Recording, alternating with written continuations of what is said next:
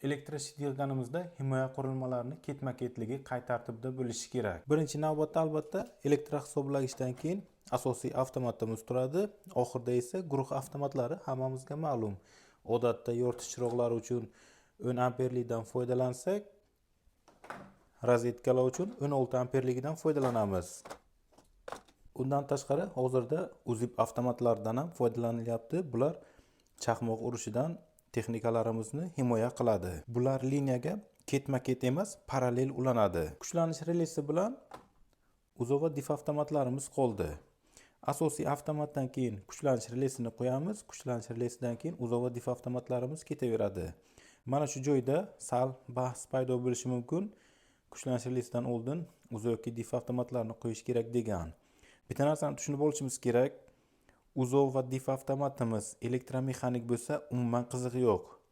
Bundan keyin turadimi, oldin turadimi, himoyasi bir xil ishlayveradi. Agar uzoq va dif avtomatimiz elektronli bo'lsa, qanday bo'ladi?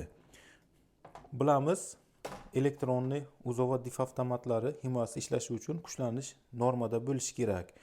Aytishingiz mumkin, kuchlanish relesi faqat fazani uzadi. Kuchlanish relesidan keyin tursa elektronli 0 da utechka bo'lsa, bunimiz o'chirmasligi mumkin.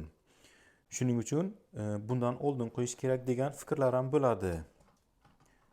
Bu yerda e'tiborga olishimiz kerak bo'lgan narsa, ba'zi elektronli uzoq va dif avtomatlari o'zi ishlab bilmaydigan kuchlanishdan ko'tarilib tushib ketsa, avtomatik tarzda uzadi. Yokida umuman uzmasligi mumkin, o'zi himoyasi ishlamasligi mumkin.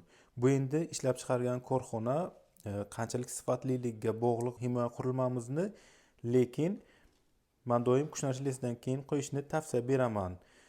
Sababi, agar ishtimizda bitta kuchlanish relesi bilan bitta elektron uzoq dif bo'lsa, bu narsani tortishimiz mumkin. Agar bir nechta bo'lsa, iloji yo'q, kuchlanish relesi doim bitta bo'ladi, bular bir nechta bo'ladi.